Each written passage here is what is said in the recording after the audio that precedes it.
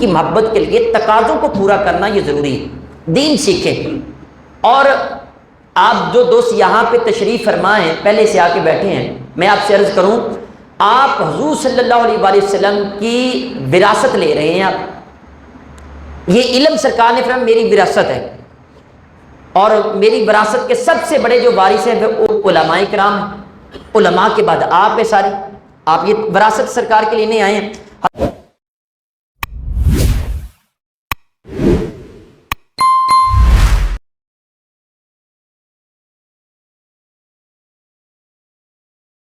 عزیز سامعین محترم، آج اس جمعۃ المبارک پر جو گفتگو آپ کے سامنے موضوع سخن بنا رہا ہوں وہ ہے حضور صلی اللہ علیہ وسلم کی محبت کا تقاضا کیا ہے، یعنی آپ صلی اللہ علیہ وسلم کی محبت ہم سے ڈیمانڈ کیا کرتی ہے، کون سی وہ ڈیمانڈز ہیں جو ہم فلفل کریں، پوری کریں تو ہم یہ کہنے کے لیے حق بجانب ہوں گے کہ ہم واقعی حضور علیہ السلام سے محبت کا جو ناطہ ہے اس کو مضبوط کیے ہوئے ہیں، جو ہم یہ دعویٰ ہیں اس دعوے میں سچے ہیں۔ میں کہتا ہوں آئی لو محمد صلی اللہ علیہ وسلم، تو اس کو پروو کرنے کے لیے وہ کون سی ڈیمانڈ ہے جو پوری کرنی پڑیں گی، آئیں وہ آپ کے سامنے کچھ ڈیمانڈز آپ کے گوش گزار کرتا ہوں۔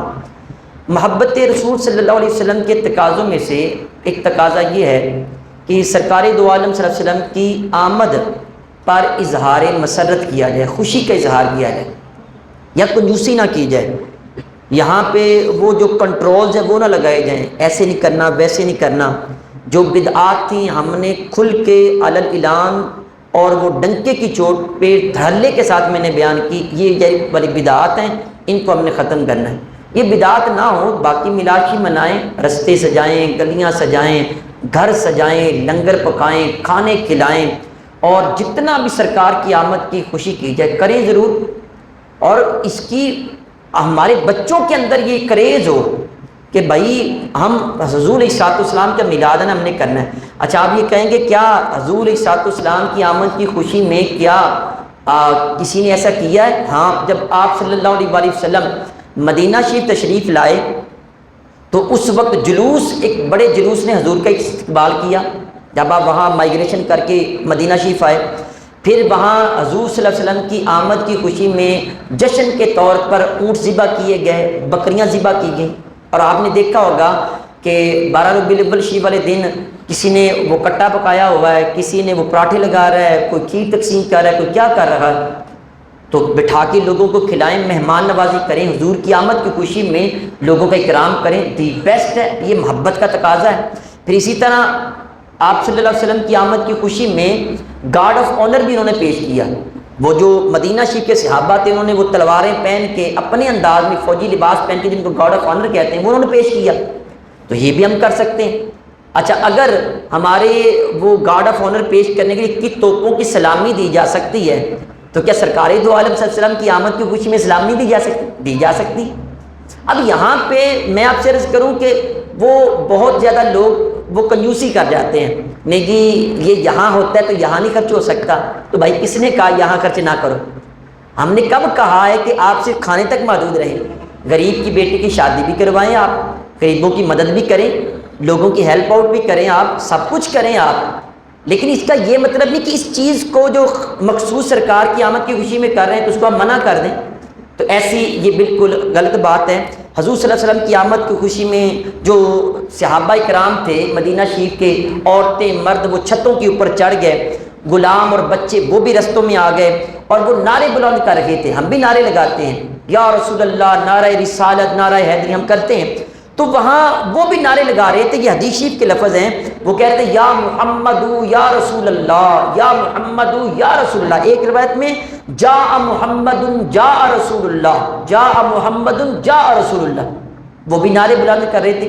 تو حضور صلی اللہ علیہ وسلم کی آمد کی خوشی میں ایسے کرو۔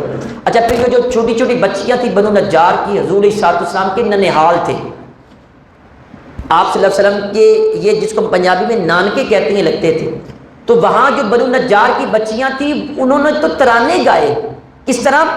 وہ الفاظ تھے نحن جوار من بنی نجار یا حبذا محمد من جار، کہ ہم کتنے خوش نصیب ہیں کہ ہمیں حضور صلی اللہ علیہ وآلہ وسلم کا پڑوسی بننے کا شرف حاصل ہو رکھا۔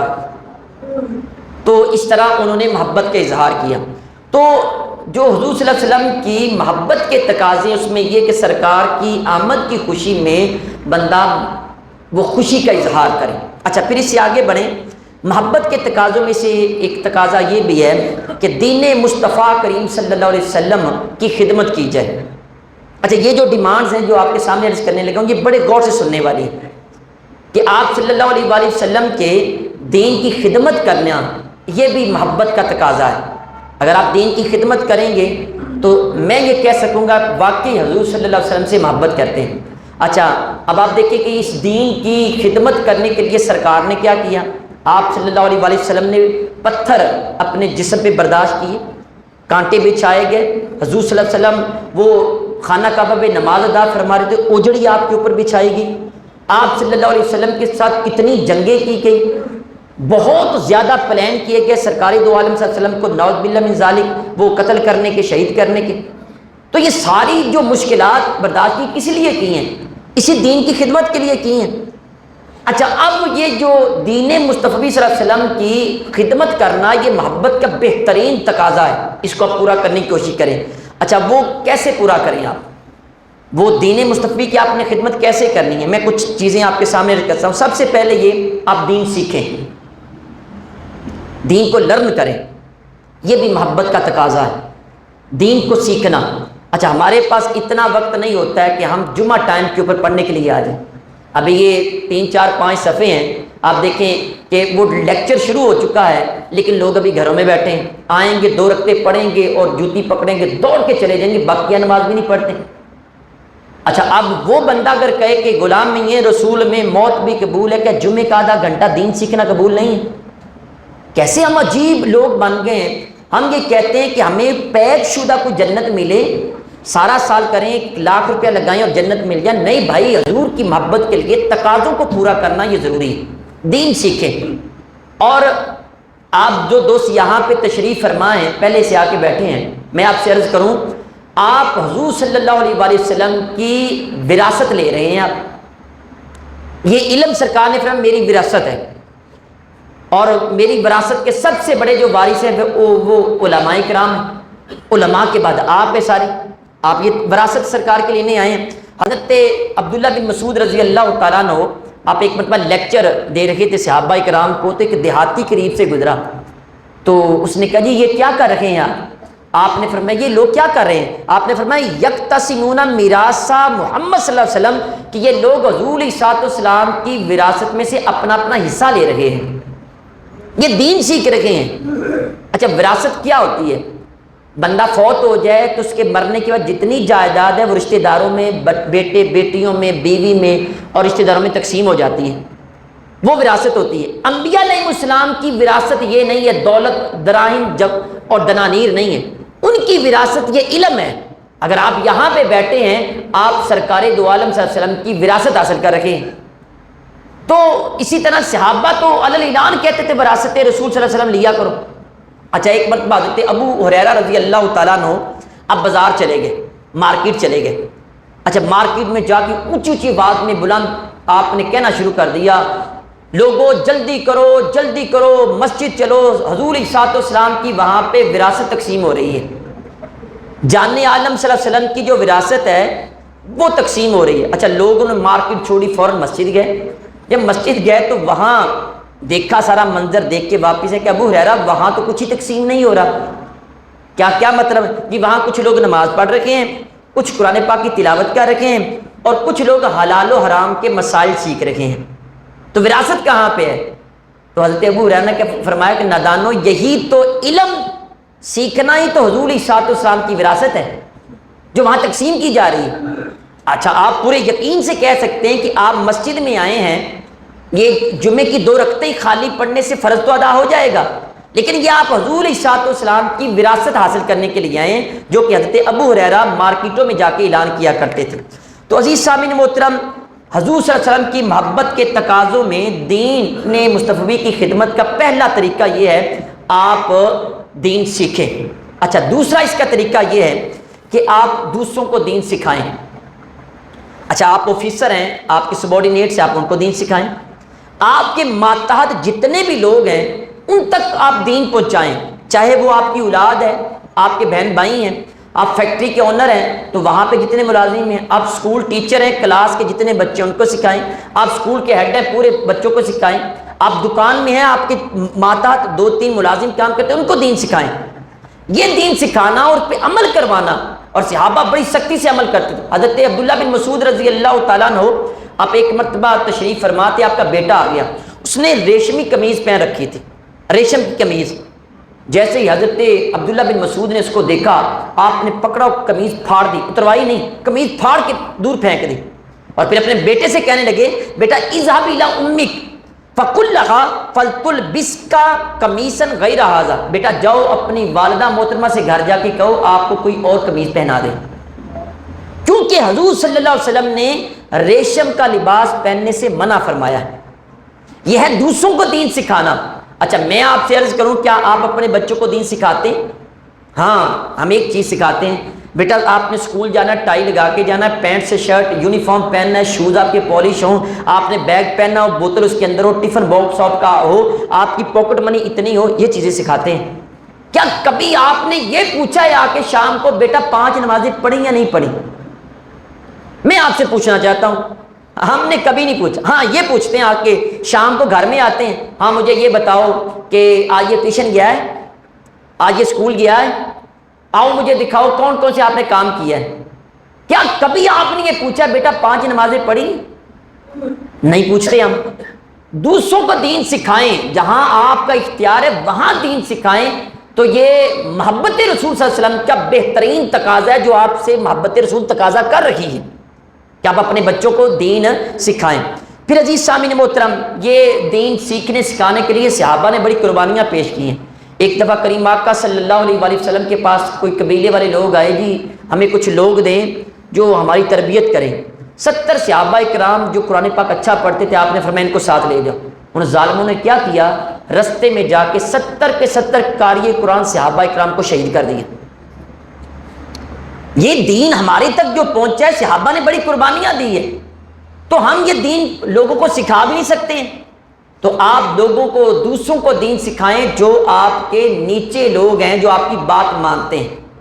تو پھر دیکھنا، اچھا ہمارے ہاں یہ عجیب معاملہ ہے کہ ہم جب جو ہمارے دوست احباب ہوتے ہیں، ہم ان تک اثر و رسوخ استعمال نہیں کرتے۔ اثر و رسوخ اپنا استعمال کریں، اپنے تعلقات استعمال، آپ جس لیول پہ ہیں اس لیول پہ لوگوں کے ساتھ رابطہ کریں اور ان کو دین سکھانے کی کوشش کریں۔ مثلا مثال کے طور پہ آپ اثر و رسوخ استعمال کرتے ہوئے آپ کی دکان پہ 2 بندے کام کرتے ہیں، یا آپ آفس میں ہیں 3 بندے وہاں پہ ہیں، تو آپ ایسے کریں گے ایک اس مسجد میں نماز پڑھے جماعت کے ساتھ، ایک اس میں پڑھے ایک ادھر پڑھے، اور پڑھنے کے بعد آپ کہیں گے میں نے دینی تقاضوں کو پورا کیا، یہی حضور علیہ الصلوۃ والسلام کی محبت ہے۔ لیکن ہمارے ہاں ہم اپنے جو سٹیٹس ہے اس کو یوز نہیں کرتے ہیں، ہمیں پتہ ہی نہیں ہے کہ ہم اپنا کام لینا ہو تو میں کسی بھی بندے کا رابطہ نکال کے اس کے ساتھ رابطہ کر کے اپروچ کر لوں گا، لیکن دین کے لیے کبھی اپروچ کیا آپ نے؟ کسی بندے کو اپروچ کی ہو؟ مجھے پتہ ہے کہ یار میرے پاس یہ عہدہ ہے، اس عہدے کے اس آفس کے اکارڈنگلی میں فلاں بندے کو اپروچ کروں گا تو وہ میری بات مانے گا، مسجد میں بھی آئے گا۔ مثلا یہ پچھلے دنوں ہماری مسجد میں لیکچر ہوا ہے ڈاکٹر صاحب کا، تو میں نے پڑھے لکھے لوگوں کو اپروچ کیا، جہاں تک میری آواز تھی میں نے پہنچائی، میرے 2 احباب آئے۔ تو کیا آپ نے کبھی اپروچ کیا ہے؟ دین کے لیے لوگوں کو اپنا عہدہ استعمال کریں اور دعوت دیں، یقین مانے لوگ آپ کی بات مانیں گے۔ اگر آپ کے کہنے پہ ولیمے پہ آ سکتے ہیں، دعوت پہ آ سکتے ہیں، گراؤنڈ میں آ سکتے ہیں، آپ کے کہنے پہ وہ شمالی علاقہ جات میں سیر کے لیے جا سکتے ہیں، تو کیا مسجد میں نہیں آ سکتے؟ عجیب معاملہ ہے، 4 گھنٹے اکٹھی گفتگو ہوتی ہے، کھانا اکٹھا کھاتے ہیں، بوتلیں اکٹھے پیتے ہیں، اور وہاں گپے اکٹھے لگاتے ہیں۔ جب نماز کا وقت ہوتا ہے تو جو نمازی ہے تو اچھا حضرت صاحب تو جا کے نماز پڑھا ہو جائے، یہ کیسی دوستی ہے؟ وہاں اختیار اپنا استعمال کریں، اپنا اثر و رسوخ اختیار کریں۔ خبردار، اگر کھانا اکٹھا کھایا ہے، پانی اکٹھا پیا ہے، سفر اکٹھا کیا تو نماز بھی اکٹھے پڑھیں گے۔ اگر نہیں چلتا تو تمہارا رستہ وہ ہے، میرا رستہ وہ ہے۔ اور صحابہ کیسے اس کے اوپر پہرا دیتے۔ حضرت مصعب بن عمیر رضی اللہ تعالیٰ عنہ، آپ مدینہ شریف آ کے لوگوں کو دین سکھاتے، تو آپ کو کچھ صحابہ کرام نے کہا کہ حضرت وہ جو حضرت سعد بن معاذ نے فلاں قبیلے کے سردار، ان کا سارا قبیلہ ان کا مرید ہے، آپ ان کو جا کے اپروچ کریں، اپنے عہدے کا استعمال کریں، آپ بھی ایک مقام رکھتے ہیں تو آپ ان کو جا کے اپروچ کریں۔ اچھا، حضرت مصعب بن عمیر حضرت سعد بن معاذ کے پاس گئے، آپ نے جاتے ہی وہاں قرآن پاک کی آیات تلاوت کرنا شروع کر دی، جیسے کی تو ان کا دل موم ہو گیا، دل موم ہوا، انہوں نے کلمہ پڑھ لیا۔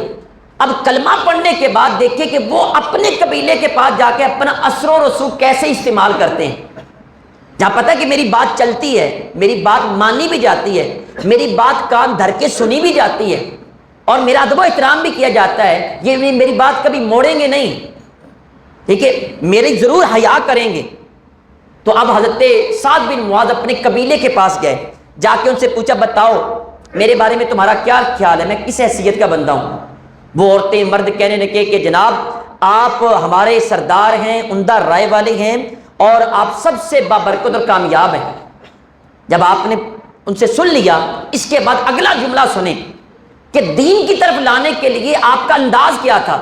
حضرت سعد بن معاذ ان سے کہنے لگے، فرمانے لگے فَإِنَّ کلام رجالکم و نسائکم علیہ حرام حتی تؤمنوا باللہ ورسولہ، فرمایا کہ سن لو، جب تک تم اللہ رسول کے اوپر ایمان نہیں لاؤ گے تب تک کوئی بھی عورت یا مرد اس کا میرے ساتھ گفتگو کرنا یہ حرام ہے، میں نے حرام کر لیا ہے، نہ میں تمہارے ساتھ بات کروں گا، نہ مردوں کے ساتھ نہ عورتوں کے ساتھ، ایک ہی ڈیمانڈ ہے، پہلے دین قبول کرو۔ اب وہ ایک سردار تھے، تو جیسے ہی آپ نے یہ ڈیمانڈ اپنی اپروچ کی، اپنا اثر و رسوخ استعمال کیا، تو سارے قبیلے نے کہا کہ جناب جس نبی کا آپ کلمہ پڑھتے ہیں ہم بھی کلمہ پڑھ کے مسلمان ہو جاتے ہیں۔ یہ ہوتا ہے اپنے اثر و رسوخ کا استعمال کریں۔ یہ آپ اپنا اثر و رسوخ جب استعمال کریں گے تو یاد رکھنا یہی حضور علیہ السلام کی محبت کا تقاضا ہے، یہی ڈیمانڈ ہے۔ آپ کو پھر کہنے کی ضرورت نہیں کہ میں عاشق رسول ہے، لوگ آپ کو کہیں گے یار یہ جہاں بھی جاتا ہے دین کی بات ہی کرتا ہے اور یہ دین کی طرف بلانے کی کوشش۔ اچھا، یہ اگر آپ کسی سے کام نکلوانا ہو وہاں حکمت اختیار کرتے ہیں تو دین سکھانے کے لیے بھی حکمت اختیار کیا کریں۔ پھر عزیز سامعین محترم، اس سے آگے چلیں کہ ہمارے ہاں دین کے لیے یہ بھی ہے کہ آپ دین کو وقت دیں، یہ بھی محبت کا تقاضا ہے، وقت دیں دین کو، وہ ہمارے پاس وقت نہیں ہے۔ سب سے بڑی آج ہمارے اندر جو کمزوری ہے، دین کے لیے وقت نہیں ہے۔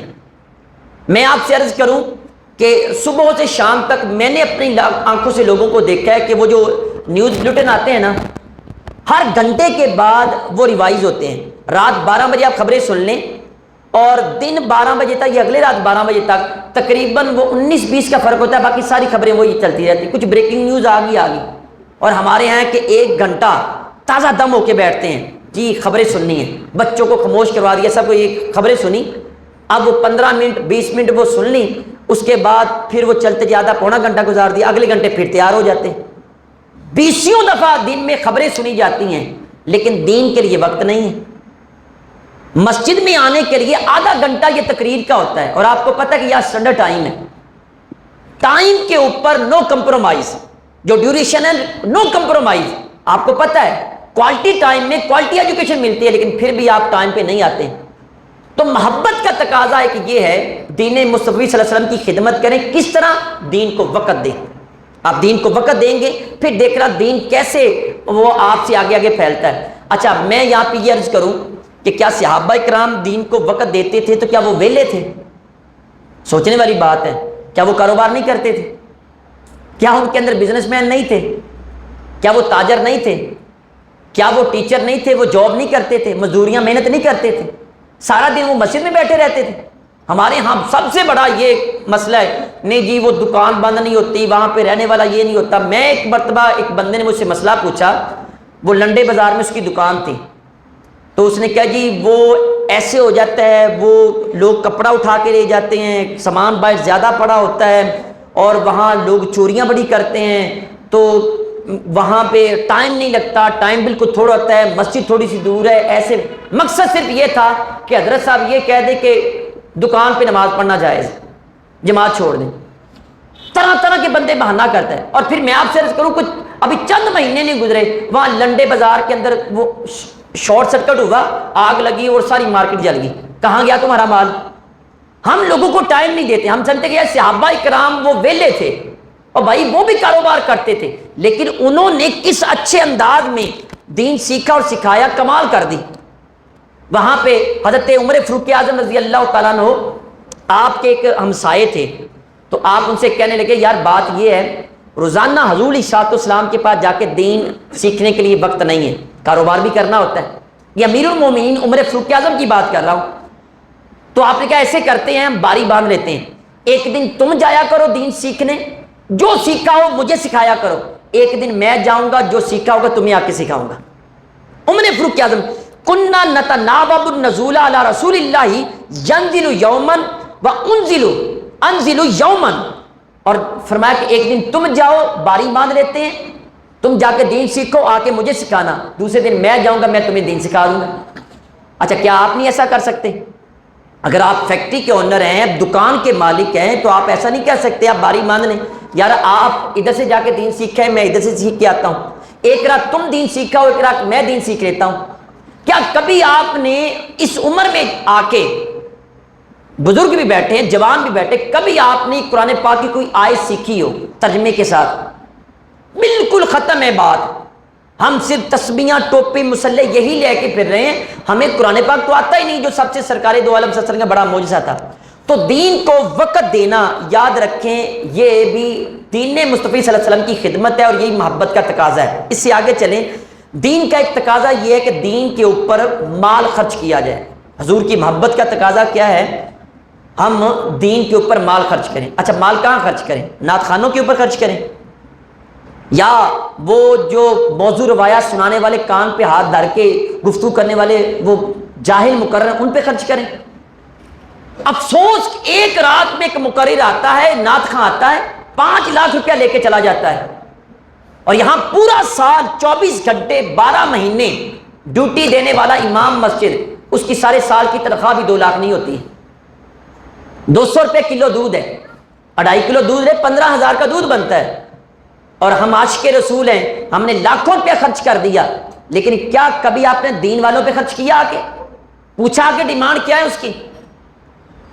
یہ میں آپ سے عرض کروں، میں اپنے لیے نہیں کہہ رہا ہوں، آپ کو میری عادت کا پتہ ہے، دین کی خدمت کریں۔ مساجد ہماری ڈیمانڈ کرتے کرتے دور چلے گئے، مدارس بالکل ختم ہو چکے، جو ہیں وہ 40 سال کی عمر سے پہلے بوڑھے ہو چکے پرنسپل حضرات، داڑھیوں میں 36-37 سال کی عمر میں سفید بال آ گئے، کس لیے؟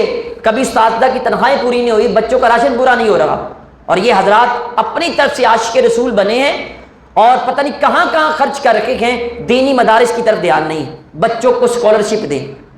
کئی بچے اسکولوں سے، ہمارے ہاں اسکولوں سے بچے اٹھنے والے ہیں، سرکاری اسکول سے 20 کی تعداد میں ایسے بچے جن کے پاس شوز موجود نہیں ہیں، جرسیاں موجود نہیں ہیں، پینٹس موجود نہیں ہیں، کتابیں موجود نہیں ہیں۔ یقین مانے کئی دفعہ ایسے ہوا ہے کہ ہمارے ہاں بچوں سے پوچھا جائے بیٹا کام نہیں کیا ہے، تو بچہ کسی معصوم انداز میں کہتا ہے جی، ابو کہتا ہے پہلی تاریخ آئے گی تو پھر آپ کو وہ 50 روپے والی کاپی لے کے دوں گا۔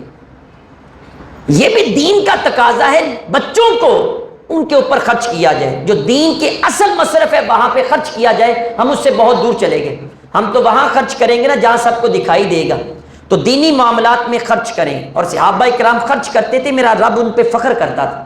ایک صحابی رسول حضرت ابو عقیل انصاری، حضور علیہ السلام نے چندہ مانگا تو وہ آئے تو انہوں نے 4 کلو کھجوریں پیش کی۔ آپ نے پوچھا کہاں سے لائے؟ عرض کیا حضور رات کو میں نے مزدوری کی تو 2 سا کھجوریں ملی، ایک سا 4 کلو کا ہوتا ہے، 4 کلو گھر دے یا 4 کلو آپ کی بارگاہ میں لے آیا۔ اچھا جب اتنی بات ہوئی، جو منافقین تھے انہوں نے مذاق اڑایا۔ مذاق کیسے ہوئے؟ جی اللہ کو 4 کلو کھجوروں کی بلا ضرورت تھی؟ استغفر اللہ۔ اب میرے رب نے تعریف کیسے کی؟ انہوں نے مذاق اڑایا۔ اللہ تعالیٰ نے اس صحابی رسول کے اس عمل کے اوپر قرآن میں آیت نازل کر دی، فرمایا کہ والذین یلمزون المطوعین من المؤمنین فی الصدقات، وہ جو مسلمان مومنین وہ کھلے دل سے اللہ کی راہ میں خرچ کرنے والے، ان کو تانے دینے والے، والذین لا یجدون الا جہدہم، اور وہ ایسے صحابہ کرام ہیں ان کے پاس محنت مزدوری کے علاوہ کچھ بھی نہیں ہے، فرمایا فیسخرون منہم، یہ ان کا مذاق اڑاتے ہیں منافق، فرمایا سخر اللہ منہم ولہم عذاب علیم، اللہ تعالیٰ بھی ان کا مذاق اڑاتا ہے، ان کو دردناک عذاب دے گا۔ 4 کلو کھجوریں پیش کی ہیں، منافقوں نے مذاق اڑایا، دین کے لیے دی ہیں، چندہ دیا دین کے لیے۔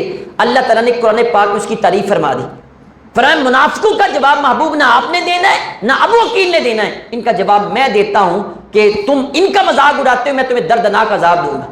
تو عزیز سامعین محترم، یہ اس کا عمل ہے۔ اور پھر آخری بات یہ عرض کروں، اپنی صلاحیتوں کو بروئے کار لاؤ۔ آپ جس لیول پہ ہیں اس لیول پہ جا کے دین کی تبلیغ کریں۔ آئی ٹی میں آپ اگر پروفیشنل ہیں تو آئی ٹی کی فیلڈ میں دین کی خدمت کریں۔ آپ کے پاس گفتگو کا ملکہ ہے کہ زبان سے کریں، آپ لکھائی کر سکتے ہیں، کتابیں لکھیں، آپ جیب سے پیسے لگا سکتے ہیں، پیسے لگائیں۔ یقین مانیں یہ جتنی باتیں عرض کر رکھا ہوں یہ اصل محبت رسول صلی اللہ علیہ وسلم کے تقاضے ہیں، یہ ڈیمانڈ ہے۔ اگر آپ یہ کریں گے تو آپ کہہ سکتے ہیں کہ میں عاشق رسول ہوں، لیکن اگر آپ حضور علیہ السلام کی محبت کے تقاضوں کو پورا نہیں کریں گے اور اپنی دل کو تسلی دینے کے لیے، اپنے نفس کو خوش کرنے کے لیے، ریاکاری کے لیے کریں گے تو پھر یاد رکھنا نہ تمہیں کریم آقا علیہ السلام کی محبت ادھر ملے گی نہ مرنے کے بعد ملے گی۔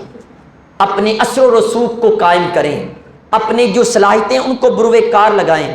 میرے کریم آقا علیہ السلام نے بڑا تعریف کی جو صحابہ اپنی صلاحیتوں کو بروئے کار لاتے۔ ایک صحابی رسول تھے، وہ کچھ بھی نہیں کر سکتے، مسجد کی صفائی کرتے تھے، مسجد کی صفائی کرتے تھے۔ اچھا وہ فوت ہو گئے، یہ عورت ہے یا مرد ہے؟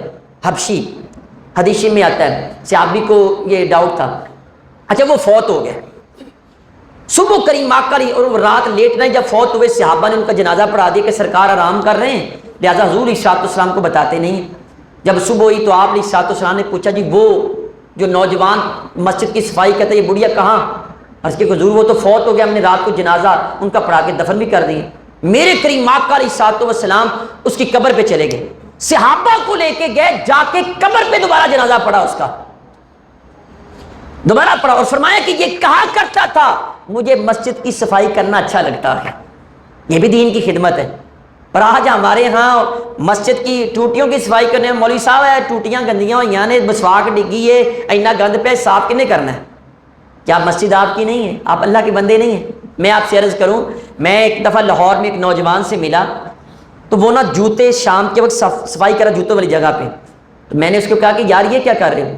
اس نے کہا حضرت صاحب جب بھی مجھے پریشانی آتی ہے مسجد کی جوتوں والی جگہ کو صاف کرتا ہوں، اللہ تعالیٰ میرا کام نکال دیتا ہے۔